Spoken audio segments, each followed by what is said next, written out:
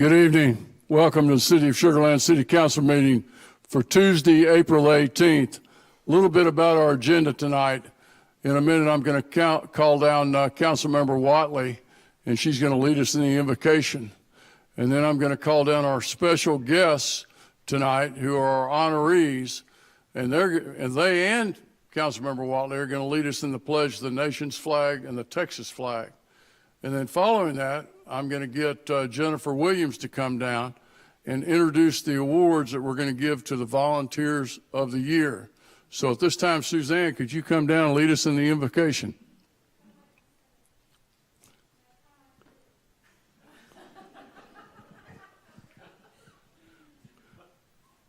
We have a real good time on council. We don't worry about the details. Thank you. Can you please join me in prayer? Please pray to your own belief. Father God, tonight we've come before you in a room filled with people who believe in our city to support us. We have council, we have staff, we have our fire, EMS, and police. Tonight I ask you to guide us as we make decisions for our city and for those who live here and believe in us and the well-being for the city. Please be with us as we move forward. Give us grace, courage, and confidence to do our best. In your son's name I pray, amen. Okay, so tonight we have our 2022 Volunteers of the Year, Becky Adams. Can you come down here, please? Congratulations, Becky. Is Ricky with us tonight, Ricky Rayburn? Come on down. I have Keen Liu. Brenda Fry. Okay. Saylee El Sajuri. Dennis Matley. Yay, Dennis. And Tina Morris. And now we're going to do our pledge. Who would like to lead us? Okay, Dennis, here we go. Okay, I pledge allegiance to the flag of the United States of America and to the republic for which it stands, one nation, under God, indivisible, with liberty and justice for all. In our Texas pledge, right there. Honor the Texas flag. I pledge allegiance to the Texas, one state, under God, one and indivisible. Great job. Thank you.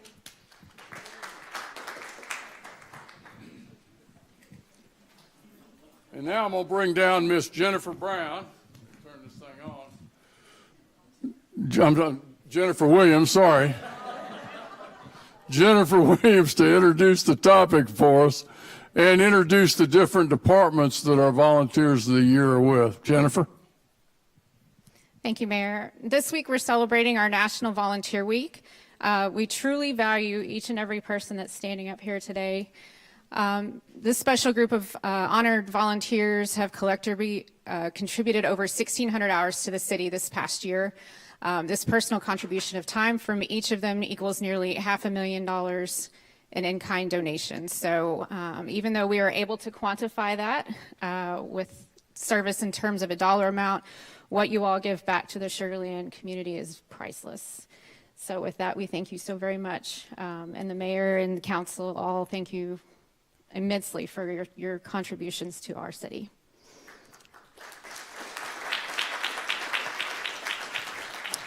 As I call these volunteers by name, I would like their nominators to come up and help me present them with their awards. So Becky Adams, she was nominated by Economic Development by Tammy Korb.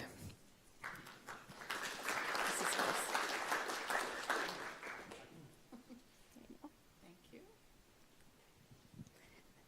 Next volunteer is Ricky Rayburn. He's with our Parks and Recreations event team. He was nominated by Brianna Williams.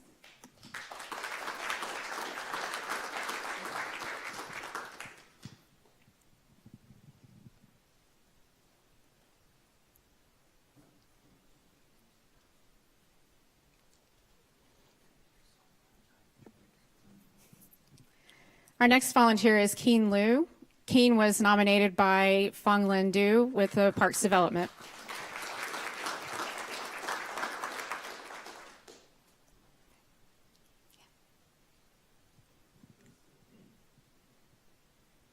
Our next volunteer is Brenda Fry. She was nominated by the Municipal Court.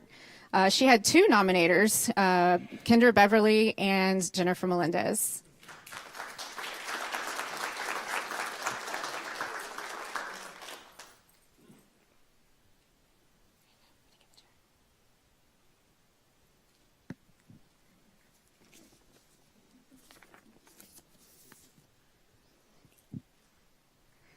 The next volunteer we're honoring this evening is Dennis Matley. Dennis was recognized by Jacob Langerud at Parks and Recreation with the T.E. Harmon Center. Sandra Pinman is here to help us with that this evening.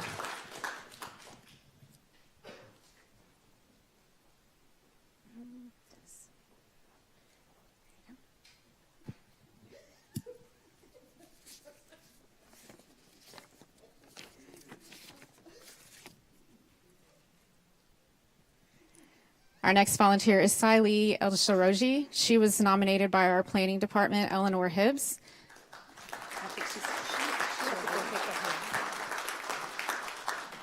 Just go ahead and take it with you. Oh, Lauren's going to help us. Just a moment. And finally, we have Miss Tina Morris with the Animal Shelter. She was nominated by Jillian Henshaw, but Cindy King is going to be here to help us with that award this evening.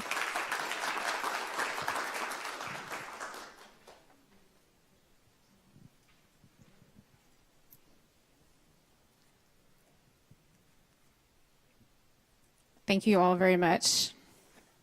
One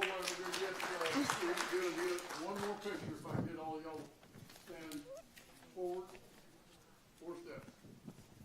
I'm going to get the council members behind you.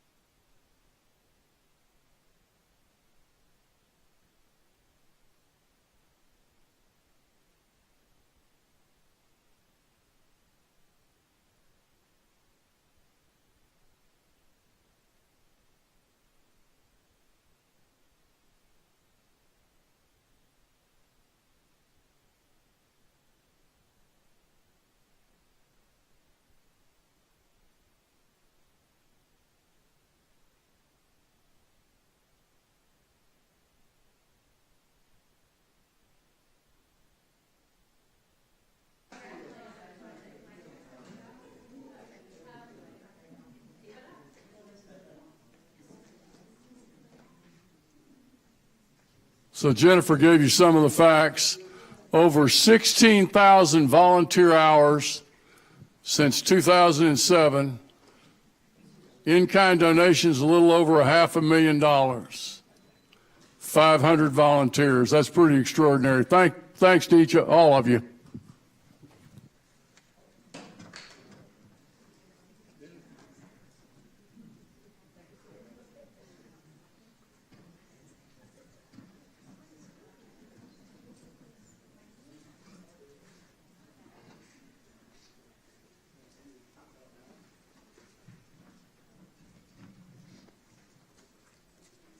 Kind of let everything settle down here for a minute.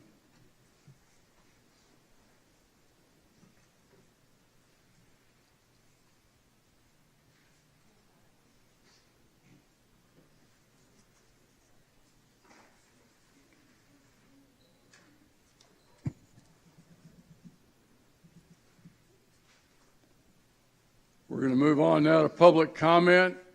Anybody that would like to comment on one of the agenda items that is not a public hearing is invited to come to the podium, name, address, and the agenda item that you're commenting on. Anyone? I think we got all staff in the audience now. We're going to move on to item number 3, the consent agenda. We're going to take them all as one motion unless a council member wants to pull that item. At that time, we'll take all the other items as a motion, and then we'll return back for a brief presentation and that item. Council members. Motion approved. Got a motion by McCutcheon, second by Watley. If you'll vote at this time.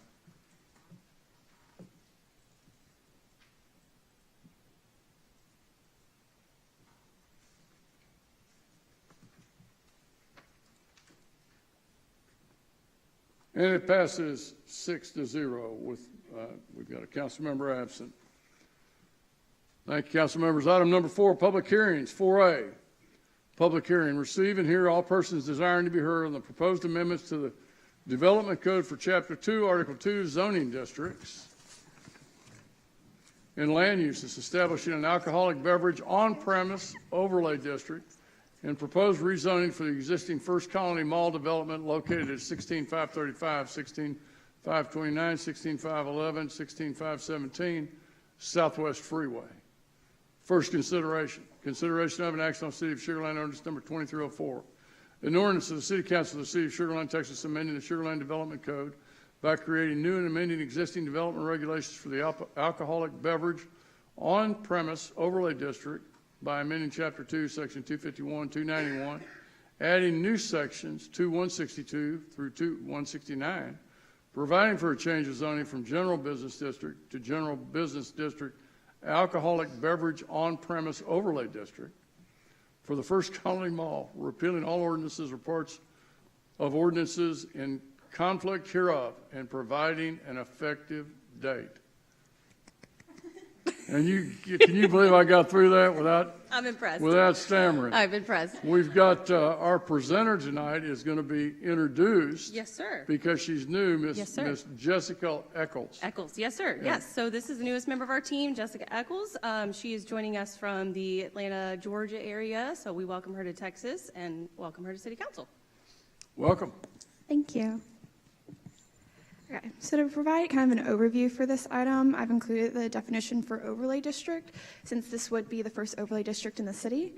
Overlay districts are special zoning districts overlaid on one or more standard zoning districts that impose additional standards and requirements that may be more or less restrictive than those of the underlying districts. Overlay districts can also be used as a tool to implement targeted regulations or meet the goals of communities. This proposed overlay district is modeled after the City of Farmers Branches. They adopted an alcoholic beverage on-premise overlay district in 2017. So currently, bars are not permitted in the standard zoning districts, but they may be permitted in planned development districts if they're listed as an approved or permitted use in the ordinance. A few examples of PDs that currently allow for bars or similar establishments are the Crossing at Telfair Phase 1 FDP, Sugar Land Town Square FDP, which City Hall is in, and then the Imperial Historic District GDP, which was recently approved. The Development Code defined bars as facilities that derive more than 50% of their revenue from the sale of alcoholic beverages for consumption on the premises where the same are sold.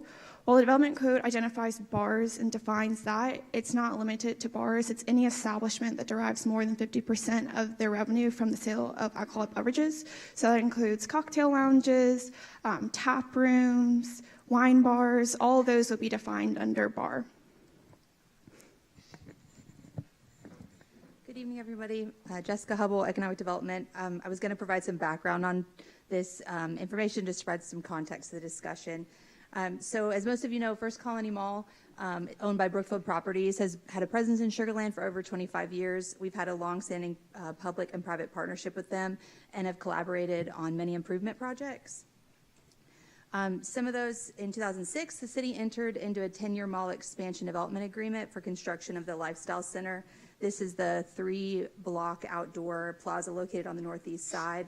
The goal was to attract approximately 25 businesses and was designed to attract shoppers to that outdoor areas through outdoor amenities. And then in 2017, First Colony Mall came back and approached the city with a proposal for another round of improvements to the Lifestyle Center, mirroring after the Baybrook Mall Lifestyle Center. So that ended up in the 2018 development agreement. This is, the result is what you see today, the turf, the large screen, and other amenities geared towards further activating that space. So in December of 2022, First Colony Mall approached us again about an opportunity to get Little Woodrow's. They were interested in coming to the Lifestyle Center. So if you're not familiar, Little Woodrow's is a sports bar and grill. It was started in Houston. They have over 20 locations, some of which are in Houston, Austin, San Antonio, and then also in some of the suburban markets like Tomball, Katy, Webster, Corpus Christi.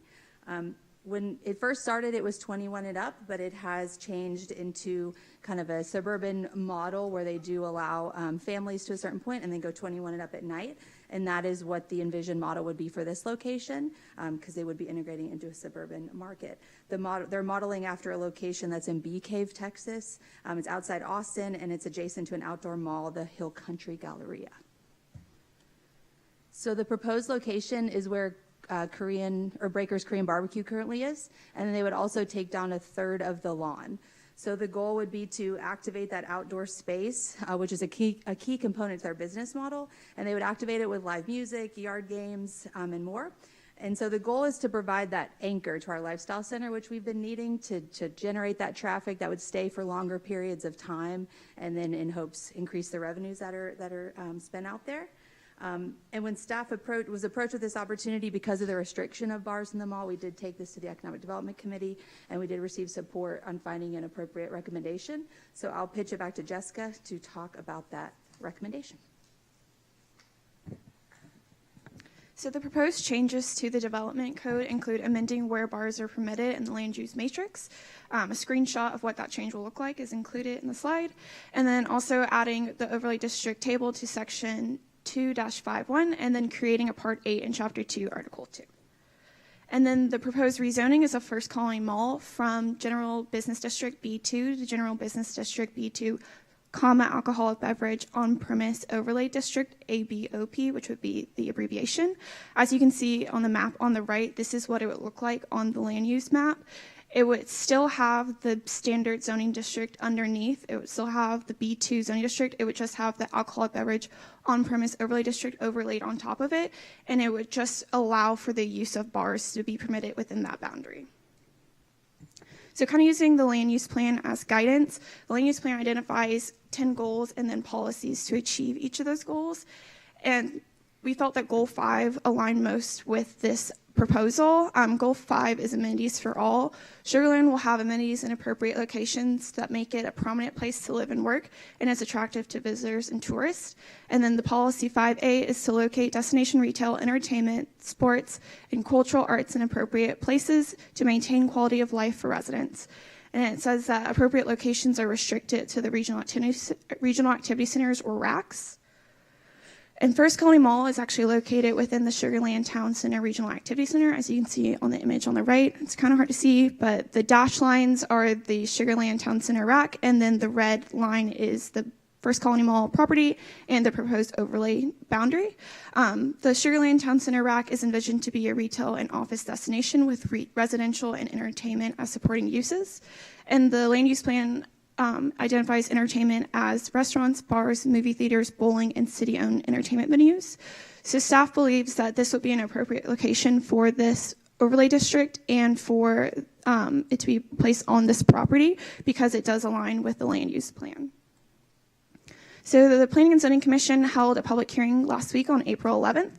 No speakers were present, and the commission had questions around the hours of operation for uses within the boundary and the public hearing notification for last week. And the commission unanimously voted to recommend approval of the Development Code Amendment and the rezoning. So because this is a public hearing tonight, the notifications have been met. The mailers have been sent to owners within 200 feet of the subject property. A notification has been published in newspaper of general circulation, and a notification has been posted on the city's website. Staff has not received any inquiries at this time and is not aware of any opposition to this item. So staff and commission recommend approval of Ordinance 2304 for the Development Code Amendment to Chapter 2, Article 2, and rezoning of First Colony Mall, located at 16535, 16529, 16511, 16517 Southwest Freeway. Oh, and then we also have Brookfield Properties representatives on Zoom. You can't see them, but they are available to answer questions, as well as Bob Wilson, the president of Little Woodrow's. Thank you, Jessica. At this time, we're going to go and hold the questions, and we're going to move to open the public hearing. This time, we're going to open the public hearing, ask anybody that would like to comment on this particular item to come down. If you'd identify yourself, name, address, and you'll have 3 minutes. Is there anyone that would want to speak for or against this item? Second call. We're going to go ahead and close the public hearing. And we're going to move to first consideration of and action on City of Sugar Land ordinance number 2304. And I'm not going to go through and read that all again, but it's ordinance number 2304. This time we'll open it to questions for the council members. Stuart? Thank you, Mayor.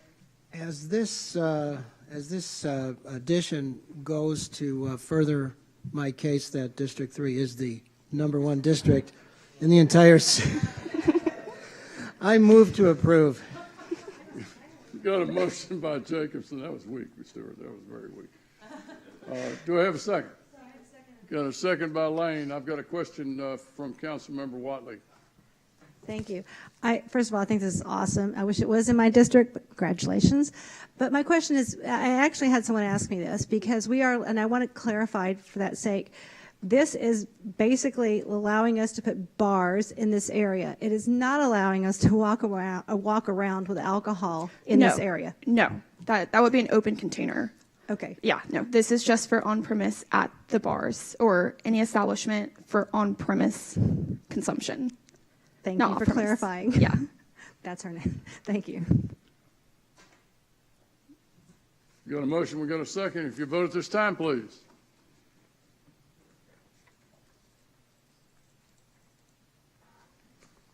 And it's 6-0. Thank y'all, Jessica Squared and Lauren.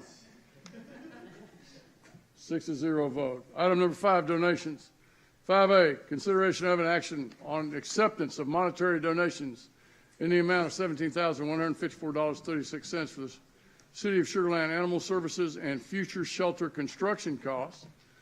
We have with us our Assistant Chief and now Animal Services Manager, Miss Cindy King. Cindy. Oh, okay. Yes, I'm here, Mayor.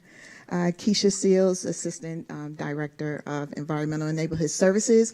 Actually, Welcome, Cindy Keisha. really, well, thank you, Mayor. Cindy really needs no introduction, but because she is in a different department, I'm going to do so anyway. Okay. Cindy came to us back in 2014. She was very instrumental in the fire EMS implementation. So she, of course, was in our amazing fire department. Like you said, she is now in animal services. She started off as interim for animal services, and she is now the official animal services manager. She has done, yeah. That's a big undertaking, right? That's a big undertaking. So Cindy has been very instrumental in some new policies and procedures that we've done over at Animal Services. She'll continue to take on this assignment until, of course, ultimately we decide what we're going to do as far as regionalization is concerned. But she has done an absolute phenomenal job, and we wanted to keep her on board. And so she's going to actually tell you about the donations, but I just wanted to give an opportunity to introduce her myself. You know, Keisha, this is, and Cindy, we've known each other a long time. So she was over EMS in the fire department and did a great job. This is a little bit of like putting out fires, isn't it?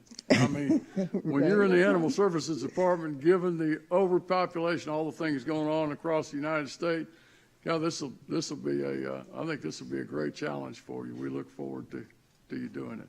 Thank you. Congratulations. Thank you, Mayor. All right, so this evening I'm here for the acceptance of monetary donations for the shelter. Animal Services receives donations throughout the year from residents, non-residents, and businesses. City policy requires that monetary donations be formally accepted by City Council. City has received 98 donations for a total amount of $17,154.36 since the last acceptance of Animal Services donations by City Council. 13 of these donations were $250 or more, and we would like to recognize the individuals for those donations. So this is the list of the donations, 250 and above. As you can see, the names are we all have them all listed out there, anywhere from 250 to 1,500 in donations. And then we also had an anonymous donor for $349. And then Raising Cane's invites customers to purchase plush puppy mascots and then donate the proceeds to local animal welfare agencies. This year they generated 3 payments for us totaling $3,600.36. With that, the Environmental and Neighborhood Services Department recommends the City Council accept these animal services donations in the amount of $17,154.36. Thank you, Cindy. Comments from council members? Carol? Yeah, well, I'm really excited about the generous donations to our animal shelter. And I just want to say I'm getting many, many great accolades about the animal shelter. So, Cindy, you're doing a great job, and we are looking forward to even better things in the future from you. So thank you very much. Thank and you. motion to approve. Got a motion by McCutcheon. Do I have a second? Second. Got a second by Ferguson. Any other comments? Vote at this time, please.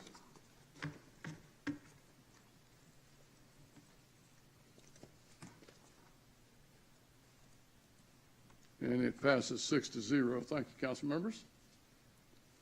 Item number 6, ordinances and resolutions. 6A, consideration of an action on City of Sugar Land Resolution number 2310. A resolution of the City Council of the City of Sugar Land, Texas, accepting an animal welfare organization grant from Petco Love for life-saving measures at the City of Sugar Land Animal Shelter and authorization of a budget amendment in the amount of $10,000 to revenues and expenditures. Cindy. Thank you. In August of 2022, Animal Services applied for grant funding from Petco Love Foundation, a 501c3 foundation that supports life-saving initiatives for animals. When we did this application, it's not a matter of we ask for a certain amount of money. They review applications, and then they come back and identify the donation amounts for each individual or agency that they provide it to.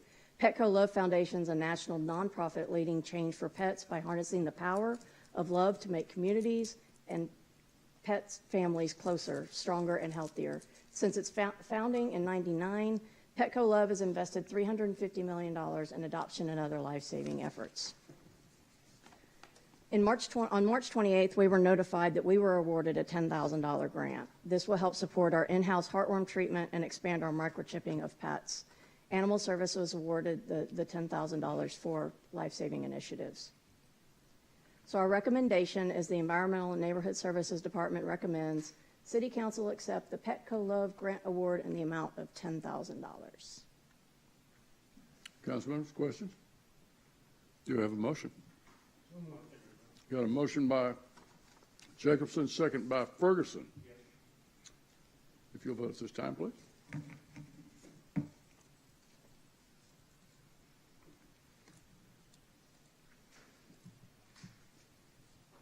And it's a 6-0 vote. Thank you, council members. Thank you, Cindy. I mean, you Thank just you. pull all kinds of money tonight. That's a good thing. Thank you very much. Item number 6B, first consideration of action on City of Sugar Land Ordinance number 2302, an ordinance of the City Council of the City of Sugar Land, Texas, amending Chapter 4 of the Code of Ordinances by eliminating the requirement that building contractors register with the city by deleting Section 410, 411, 412, and 413 of Article 2, and repealing all ordinances or parts of ordinances in conflict herewith. I'm going to go ahead and read item number C. Item number C, first consideration of an action on City of Sugar Land Ordinance number 2303, an ordinance of the City Council of the City of Sugar Land, Texas, amending Chapter 7 of the Land Development Code to update permitting requirements by amending Sections 716 and 763 and repealing all ordinances or parts of ordinances in conflict herewith. And we have with us tonight Rob Valenzuela. Rob. And Lauren. I've got Lauren as my primary, but Rob's standing there. There you go. I'm going to kick it off, and then we'll kick it over to Lauren to wrap things up. But before you today are two ordinance modifications related to our building permits group at the end of the day. We're going to talk a little bit, give you a big, broad overview of some of the great work the folks have been doing for the past 6 months. Like I mentioned, we do need some of your help at the end of the day with two ordinance modifications. And then just kind of a big, broad overview of what's going on throughout the rest of the year at the end of the day. So if you all recall, back in September, we kind of assembled a large group of folks to come help talk about permits and what can we do better and how can we get better as a group. We talked to Mike at the time. We had given me kind of a 6-month time frame, and we're at our 6-month time frame. So that's great to be here. From then to now, we've been having meetings every week with a group of folks, what we termed as the Permits Task Force. And the real thought behind it was to reinvent and reimagine how we provide that service to our customers at the end of the day. So we assembled groups from all over the organization. There was 15 departments involved, a total of 35 people at various points in the process. But great group of folks, had tons of leadership opportunities for folks to step into. Multiple folks stepped into those leadership opportunities, led people to help deliver a lot of the improvements that you will see today. So it was a great privilege working with them. Actually, today we do have several of those folks with us tonight, so we do have the permits folks. I would like for them to stand up if they will, the Permits Task Force group, because they dedicated a lot of time and effort to getting us here today. And so a lot of the things that Lauren will be talking about is a direct result of a lot of their work. So we start off just kind of doing a lot of background work. We really want to understand how are we working in the office today. So we did a lot of permit office observations, and that was conducted by our staff. So we had, kind of peer-to-peer type folks going down, talking to them, observing them, giving us feedback on what does that look like. We assembled a customer focus group, and so what does that look like? We reached out to kind of our top volume guys. We work, and we'll go through some of those in a little bit, and we wanted to hear back from them. What do they have to say? How can we get better? We wanted to understand what is the industry doing, and so we conducted some research in that, and we'll go through that. And at the end of the day, we asked ourselves as a task force, what can we be doing better and how? And so I'll share with you that feedback and then kind of that roadmap to getting better. So with respect to the observations, those were conducted in the month of November of last year. Some of the big themes and takeaways that we had coming out of it, we observed kind of high volumes of phone calls coming in. People asking, what type of permit do I need? How much is this permit? I need a refund because I applied for the wrong permit. How do I register as a contractor? A lot of those things we saw staff trying to respond to a lot of that. We talked about a lot of folks needing educational material might be helpful just to get them used to the system. They were still struggling with a new system and understanding how to operate and navigate it through our website. We had multiple observations of language barriers. We live in a very diverse community, and having options for people to navigate the systems in a different language would be helpful. We saw a lot of manual entry on stuff like contractor registration. That's one of the items we're going to need your help with tonight. It was very cumbersome. It slowed things down quite a bit. And then there's insurance verifications and refunding of payments and those types of things that we observed. Some of the nice things that we saw as we came out of it is you had a very patient group. Typically when people are calling in, they're not very happy. Because they have things to tell you on how to get better and listen to their concerns and resolve them. And so great listeners, extremely patient. Good thing they understand the system. They knew how to ask the right questions to get them to the finish line at the end of the day. But it takes a lot of time, a lot of knowledge of how to move them forward. We assembled our customer focus group. We brought in the Doug Turners, the John Moores, the folks from Pierce Built Homes, the Vaughn Construction guys, the Cross Construction guys. We wanted residential, commercial. We wanted the folks who do the water heaters and the ACs. And we really want to understand what are we doing and how are we doing it, And it was very interesting. We brought them into the room, and I told them it was a safe room. They could tell me that we're horrible, and I'd be fine with that. But you need to tell me how to get better. My main goal was trying to create a feedback loop with that customer base. I want to understand from them how can we get better from their perspective. They do business across the region, and so how can we outperform the region in those areas? We did a lot of brainstorming with solutions, what-if type things. And then we asked them at the end of the day, if we create these things, would you guys be willing to test them for us? Will you beta test them? Will you tell them if they're helpful or not? Give us honest feedback so we can make decisions as we move forward. And they agreed to. Some of the feedback that we received was, it feels like y'all deployed a solution that actually things made slower at the end of the day.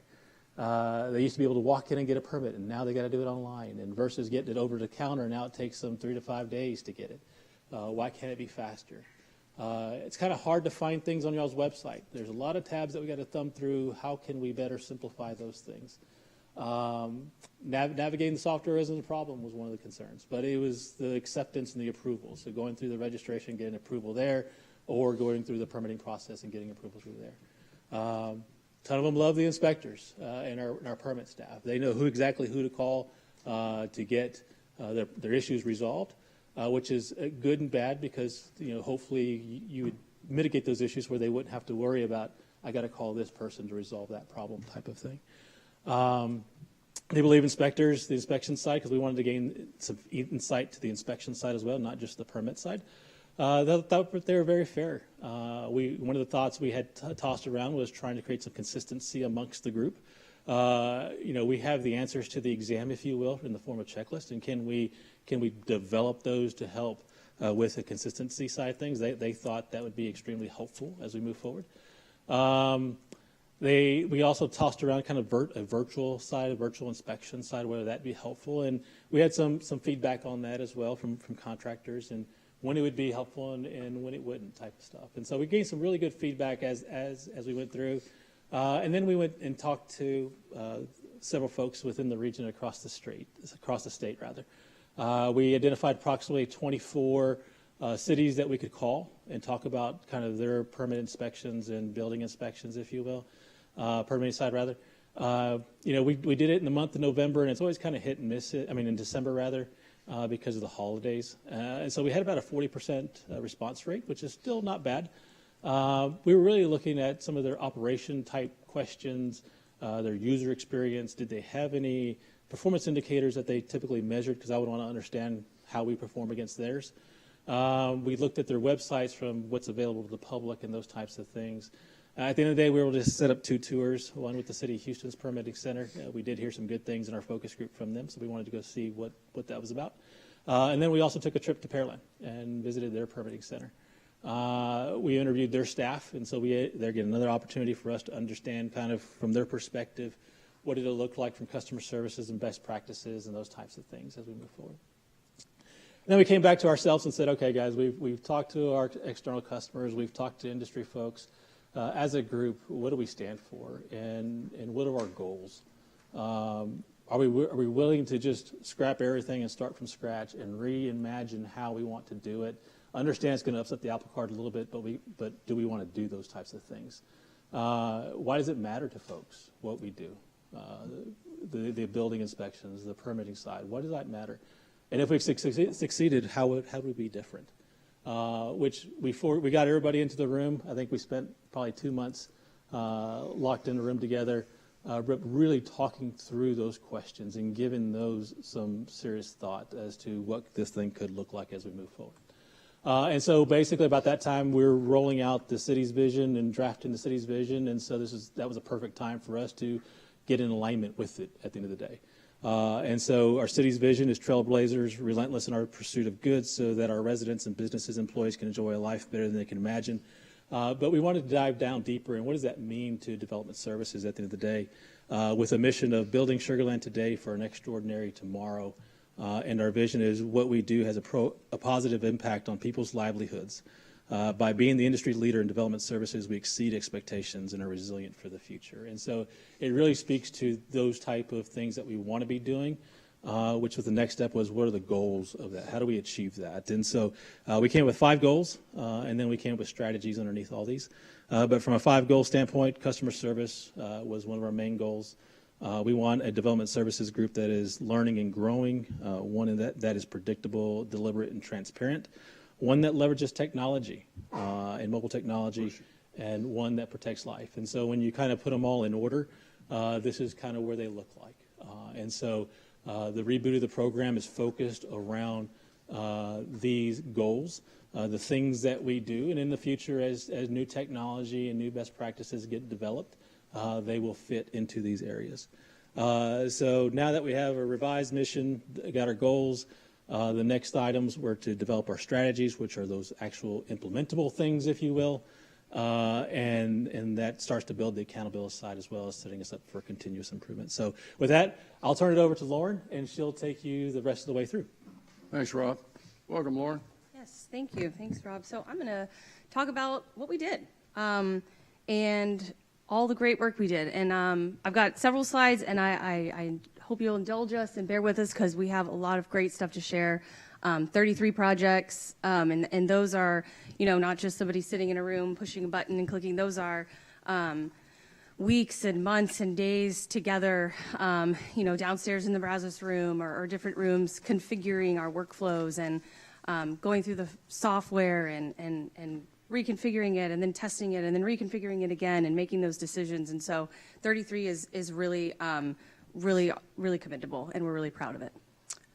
So on the left, you'll see a continuous kind of title slide with the goals that Rob just listed out.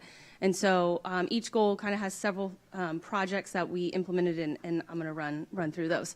So under customer experience, our website. It's one of the first things that people see when they come to the website. They're looking for information. They want a place that is clear, is concise. They can find the information they're looking for. And so, as part of the city's overhaul of the website, we obviously took our chance to overhaul the permits and inspections website. So this will be our new website going live soon. But this is how we've tested it with the different portals. If you want residential or commercial, linking to some of the projects that I'll go through. If you want to start a project, quick link to our CSS, our Citizen Self-Service Portal, news announcements. And then down here, like Rob said, we heard there's some language barriers. We've got a lot of different languages here. And so the ability to click this and translate it into somebody's native language so that they can read it and they can understand is going to be a really excellent tool. Open Counter. So we are going to utilize this software. It's called Open Counter. Essentially, it's a guide. It's a guide to help our customers figure out what they need. A lot of our call volume that we were receiving was, I'm interested in this land. What can I do? I'm a homeowner. I want to install a pool. What do I need? I'm a commercial business owner and I need to remodel. What do I do? And so this is a portal where someone can click and go through and identify the permits you need based on a series of questions. The permits you need, how much it will cost, and walk them through that. So it's going to have 3 portals. The zoning portal, which is sort of our land use matrix. It automates our land use matrix so that you can enter an address and it can tell you, I'm here at 2700 Town Center Boulevard and I want to open a restaurant. Is that allowed? And so it will pull up the map and tell you, yes, it's permitted, or you may have to go through additional process, or no, it's prohibited. And so just answering a series of questions. And here's some examples. Will you be doing this? Will you be doing this? What will your project involve? And then based on your answers, here's the permit you need. You need an electrical, or you need a plumbing. And here's the cost you can expect for that. And really being able to outline and have a summary report here, really being able to be a little more transparent and outline for folks up front so they can plan and be prepared for their projects better. And again, hopefully be able to take care of those calls that we would get where somebody might have to wait to speak to someone. They can just go online and get some of their questions answered pretty automatically for that. So I'm going to take the next few slides and talk about what we're calling express permits, formerly known as over-the-counter permits. So these are essentially our trade permits, where you can see on the left here, this is the previous work process flow, and you can see that's very manual, it's very rigid, it's time-consuming, and that's the several days that we heard from our customers of, why is it taking me several days to do something that I used to be able to come in and just do?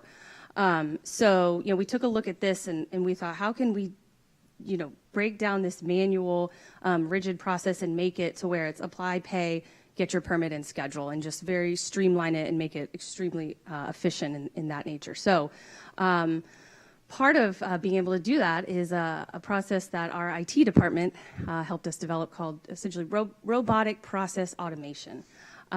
So one of the key components, and I'm going to toggle back, that we would have to do here is go to the state websites and verify folks' licenses and their insurance. And again, that's a very manual process. And so we thought we should be able to automate that so that folks can apply, pay, receive their permit, schedule their inspections and be done. And so that's what this does. This allows us to communicate automatically and set up a task to communicate with the state license websites to verify those licenses for us when someone's applying for their permit. And so we were able to convert 34 trade permits to this new process called express permits. And this took, we have a few pictures there of several of us locked in the Brazos room for a week doing that configuration, setting up the software and the system, figuring out how it will automate with the state license websites, and how are we going to automate that process in the system in Tyler. So we were set up in there. We've got a lot of coffee in there, so we were able to get it done. But you can see several of these permits that don't require staff review. So a roof or siding replacement, your water heater replacement, turning your gas back on, turning your power back on. Projects where, again, folks need to be able to move quickly on those and get those done and be able to respond to their customers. And so this is what that process does. So again, developing this robotic process automation to do the verification for us, to fact check the state websites, and essentially, taking our time frame from 3 to 5 days to 5 minutes, which is just incredible. It's really unheard of to be able to do that. And so we're really proud of that. So that's the professional license, the contractor registration piece that Rob mentioned, that is part of some of the modifications that we need to make to our city codes and ordinances to be able to align with our process improvements that we've made. And this is some feedback, just highlighting a few things we heard. Easy to access and receive my permit in minutes. Wish all cities could use it. Piece of cake to use. We can take care of our customers right away. It's excellent. Thank you, City of Sugar Land. So receiving that feedback and that constant feedback loop that we have with our customers just really meant that we're doing the right thing. We're going the right direction. So under Learn and Grow, procedure flow. So this is an existing software that our 311 Ambassador Center uses to help call takers work through essentially how a process would work for a different department. So here, under the permit details for us, we have commercial permits or residential permits, or if you're looking through, someone's calling about Intergov, the Tyler system. What are they asking about? Well, my permit didn't work, my plan didn't go through. What do I need to submit? And so what we did here was outline the process in this kind of procedure flow you can see here. And this is two-part, really. It's a tool for our call takers to be able to help walk a customer through the process and answer their questions and get them, successfully through the process. And it's also a tool for training and onboarding of staff to help us with doing that as well. So it really serves a dual purpose there. And newsletter. So we are starting a quarterly newsletter that will be published quarterly. So you can access it on the website, or you can sign up to receive the newsletter. And this will just be a great place for us to communicate with our residents, with our business community, our contractors, and let them know of new things we're doing, or changes that are being made, or if the office is closing, or we have a holiday. So we're excited about this and excited to share a lot of good information on this with the community. And organizational awareness for this for Learn and Grow. So, we had such a diverse group of folks, 35 people from 15 departments. And so we looked internally at ourselves. We have a lot of brain power here. We should share this, with the rest of the organization, with the rest of folks that are using Intergov.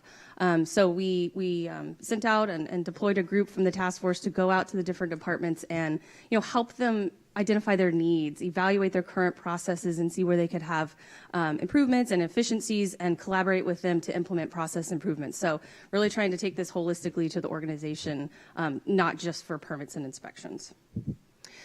And being deliberate and transparent. So that's one of our goals for ourselves and also for externally for the community. So we've created a dashboard that will be going live, where it will be both internal and external. This is an external view where eventually folks will be able to see, what's going on. How many permits is the city really reviewing? How long does it take to get my inspection, or how long does it typically take to get a permit? And so using that data and being able to tell our story with data How long will it take to get my permit? You know, okay, average maybe 7 days. And then, you know, you can see the top line is commercial building permits, you know. So our new ground up commercial, our expansions to Methodist or the Kelsey-Seybold, those are going to take more time. And so just folks, our community and our contractors knowing what they can expect from us is important for us to be able to share externally. And then this is an example of an internal dashboard where we can see for our express permits, you know, what are we doing? How many are we doing? Is something being held up? Is there a problem? You know, how can we use the data to help us fix and find the solution? And then our, what we're calling our interactive permit guide. And I have a short 20-second video in a second to walk you through what this is. But this is just a really great feature that we're really excited about that we created in-house to essentially what it is for residential and commercial, a customer is going to be able to click inside a building or outside of a building on specific areas of it and see if they need a permit for it. And so it'll tell you, you know, do you need a permit for your roof? Or do you need a permit to replace your driveway or to do your pool? And so this is going to be, an excellent tool for our community to be able to use. And I'm going to walk you through this little 20-second. So the mouse is going to come over and it's going to hover over. So I'm on my AC units and furnace. Yep, permit required. Okay, I'm going to replace my floors. No permit. Now I'm thinking about I'm going to do my kitchen cabinets. Permit not required. But, you know, I move over here and I'm going to get a new range hood with exhaust. Permit required for that. And so this is just an example. We're not live yet. We're still finalizing it. But it's going to be internal and external for residents and internal and external for a commercial business where you can hover over something and see if you would need a permit for it. So again, when you think about our calls and what our customers need and want from us, they want to know if there's a permit required. And so we're hopeful that this is going to be a really great tool for them to be able to help them with their projects. And then kind of in the transparency vein here, our inspection checklist.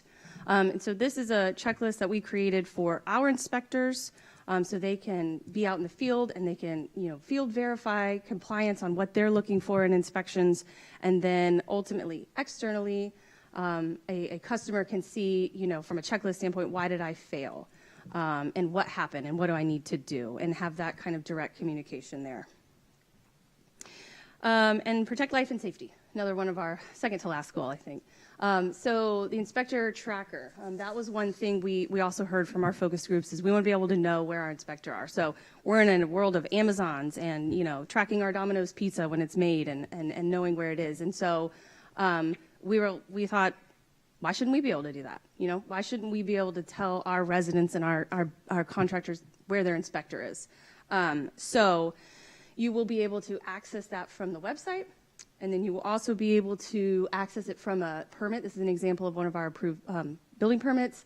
And you use the QR code, enter your building permit, takes you to your tracker, and meet your inspector, Andrew. And Andrew has 14 inspections today, and he has 7 inspections before you. And so he's completed 6. He's currently at this location, and he's going to make his way. And you can just sit. You could log back in or sit and have it open and just see where he goes getting to your location. And then when they get close, we will automatically send out a notification that your inspector is on their way, and they should arrive in approximately 45 minutes. So, you know, really allowing our residences to not have to sit at home all day and wait, and allowing our contractors to know what they should expect on a job site.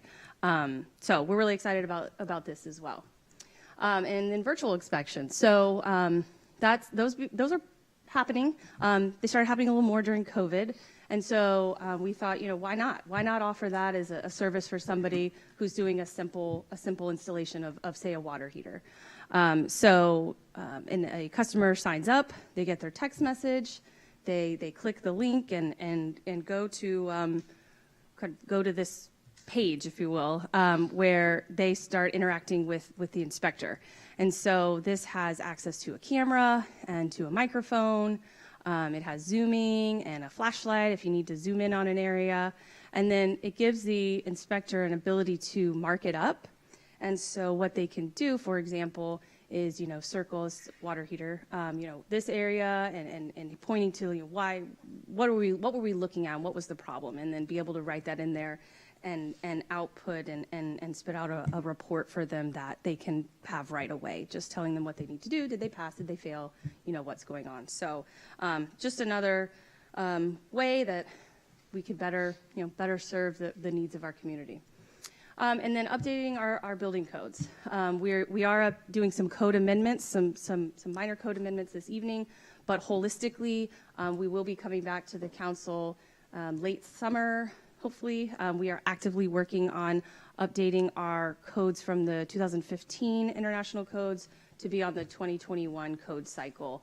So we will be bringing that back to you as well. We are actively working on doing that.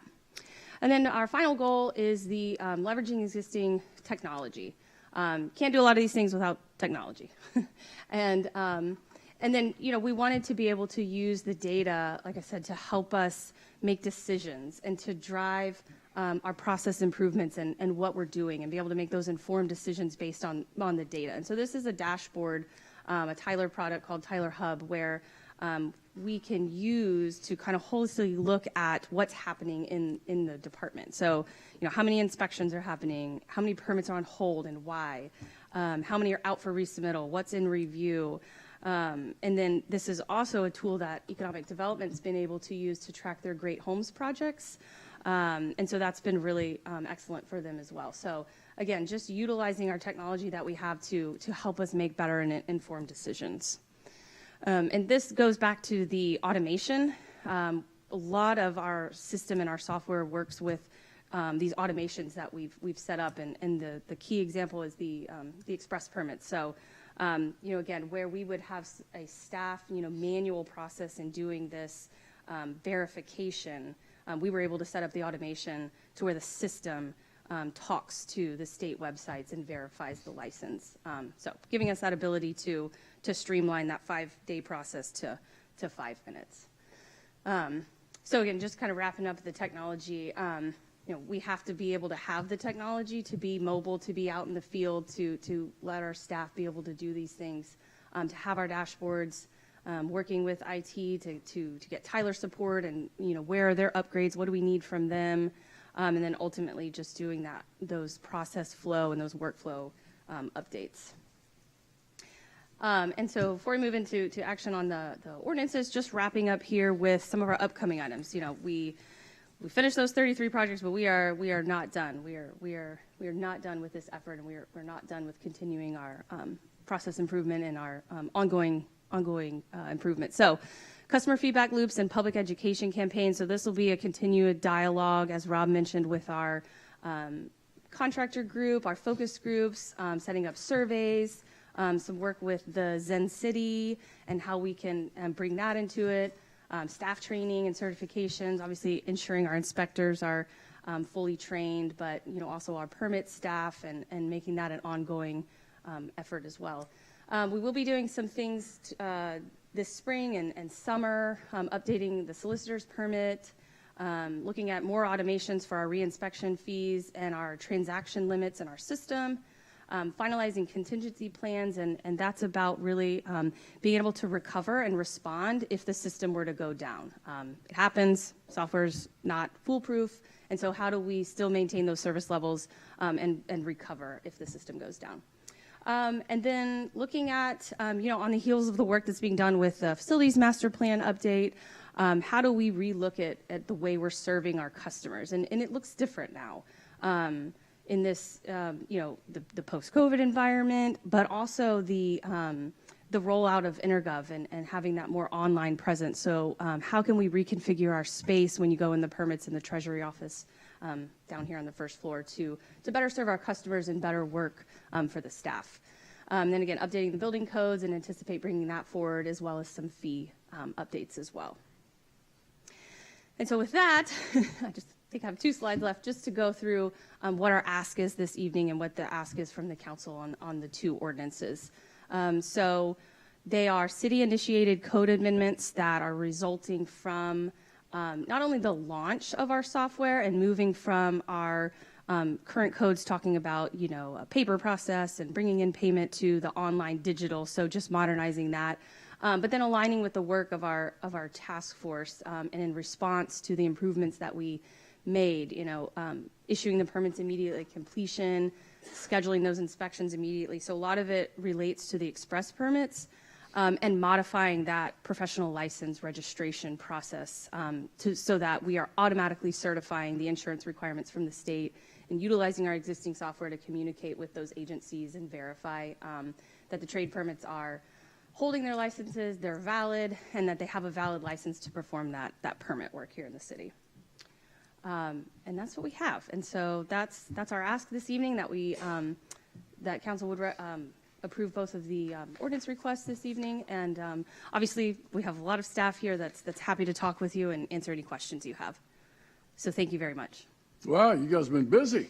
We have. You're real busy. Yes, sir. Questions? William. Okay, so I remember early on in my first term, the frustration we were having with permits, and I am so proud of all of you for working through very, very difficult times, and I'm sure conversations. So I cannot thank you enough, because I do get a lot of calls about permits, or I did before all of these changes. And what I did learn through this process, and I'm sure you found this out also, based on my own survey, 70 to 80% of the calls that I got that were complaints against our team were actually the contractor had not done their part. It wasn't our team failing. Now, could we communicate better? Possibly. I think these tools you're putting in place are fabulous. I know that Mr. Calloway was with me in North Houston. He's hiding in the back. When one of our larger contractors was expressing their frustration, and he just sat there with a semi-smile on his face, which is pretty much what he always does. And apparently he was listening, and this has filtered its way through this amazing team, and I cannot thank you guys enough, because this affects everyone. Now, I did have one suggestion from, a guy that really doesn't know what he's talking about. That suggestion is, I love your little map on the house as you're rolling your finger or cursor across, and you get to the little vent hood or whatever, and it says a permit is required.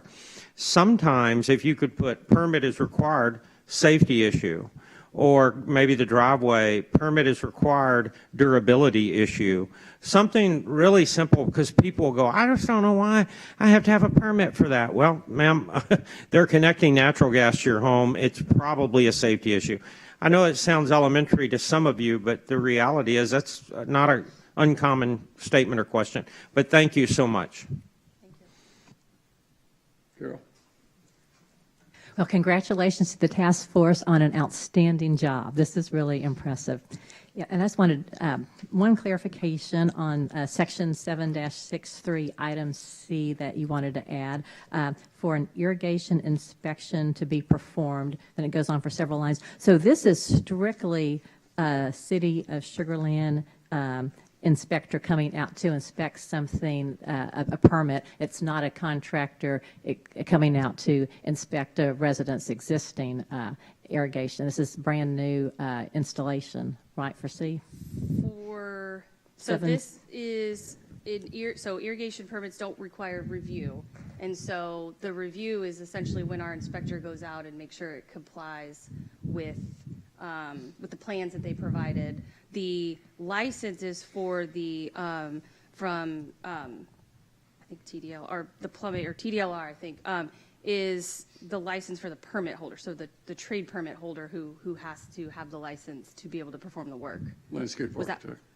Yes, that too, yeah. Is that what you were asking? Well, just for Sorry. it says on item 763C, Yeah. it says for an irrigation inspection to be performed. Mhm. So that's Correct. that's the city inspector coming out when there's a brand new permit for Correct, a brand yeah, new and installation of irrigation. And inspecting, and that's the review, essentially, since there's no review being performed. We look at the plan, it's sealed by this engineer, a licensed irrigator installer, yeah, and that's what we're ensuring, yeah. Correct. Yes. Thank you. Mhm. Suzanne. Thank you. Also, that's a lot of work. Thank you. Great job. I'm not getting any calls on permits either. I'm going to piggyback off of William on that little house deal. That's fantastic. One of the things I would do if I actually clicked on it, I would wonder if I have to pull the permit or if I have to get someone to do it for me, because I don't have a license to do Event Hood, but I would certainly try. And we don't want me doing that. So it would be great to clarify if a permit is needed, who actually needs to pull that permit and who needs to do the work. That would be fantastic. Secondly, in reading the red lines, it talks about insurance, but when you addressed every single other issue, you didn't address insurance. How is insurance going to be verified? That is also what we verify. So they have to have insurance to have the license. So that's part of the certification from the state websites. Okay. Yeah. Thank you. Anyone else? Let's go with item B, consideration of an action on City of Sugar Land ordinance number 2302. I'll make a motion to approve. Do I have a second? Second. Got a second by Lane. Your vote this time, please.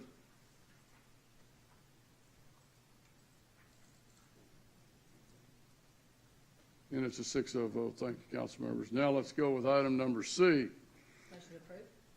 Got one by McCutcheon. That's ordinance number 2303. Do I have a second? Second. A second by Watley. Vote this time, please.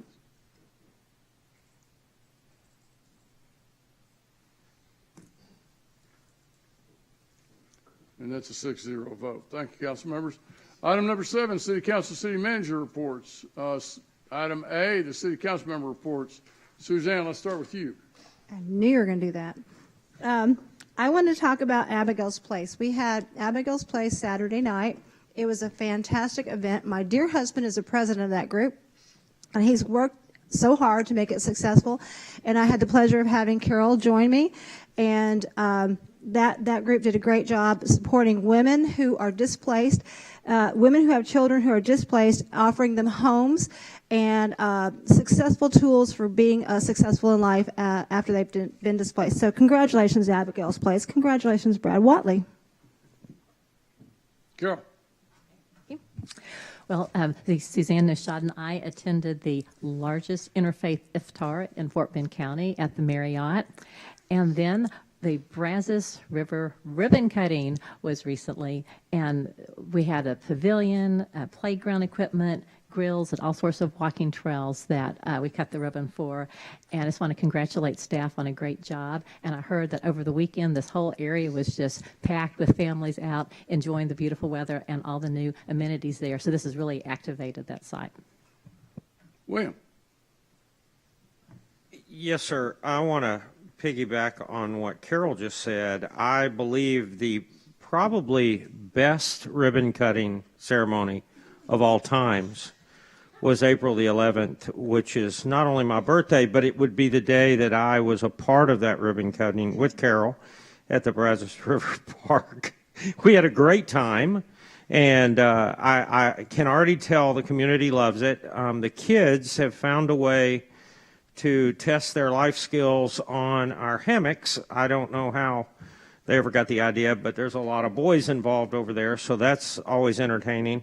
And then on Saturday of this past weekend, we were a part of a group called Hike for Hope, and it's to bring attention to our suicide rate, not only in our community, but nationally.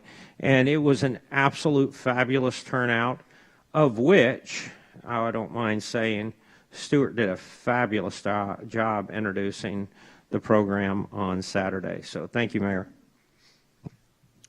Jennifer. I attended a trauma-informed care conference that was put on by Child Advocates of Fort Bend. We had counselors from both ISDs and doctors from the Baylor College of Medicine, and we had a discussion about what we can do as a community to best support the youth in our community. Stuart. Thank you, Mayor. Last night, William, Jennifer, you and I attended the Interfaith Iftar at the Miriam Islamic Center. And Saturday night, I helped launch District 3's newest restaurant, German Doner Kebab, which is right over yonder where Jamba Juice used to be. And it's not kebabs on a skewer. It's something completely different. It's Turkish and it's delicious. I had the pleasure last week of joining our airport staff, that being Beth Rosenbaum, our Director of Aviation, some of her staff, Mitch, Ken, and Chris Stubing. As we attended the Textile Aviation Conference, they did a great job of representing our regional airport, one of the most important aspects of the city of Sugar Land. So shout out to Beth and her team for doing such a great job. Item number B, Mike, City Manager Report. Yeah, Mayor, just real quick, wanted to thank the Permits Task Force. They did a phenomenal job on a really, really difficult task, and I think it's the model for how we can get better in all areas of the city. And so, just wanted to commend that group. Also, it's great to see all the ribbon cuttings at Brazos River Park. It was probably 2 years ago, maybe a little longer, at a council retreat where y'all stated y'all wanted us to be bold and fun and to activate that area. And you've got the pump track, the Go Ape, the new playground, the pavilion, all the work staff's done to pull that off, and the hard decisions you've made to make that happen. So it's just fun to see it coming to reality. That's it. Thanks, Mike. Again, congratulations to the Permits Task Force. Unbelievable job given where we were about a year and a half ago. So at this time, we're going to go to closed executive session, item number 8A, Section 551074, Public Officers. The closed executive session is authorized by Chapter 551 Texas Government Code in accordance with. And item B, Section 551074, Personnel Matters. This time we're going to recess into the council dining room. Thank you all for coming tonight.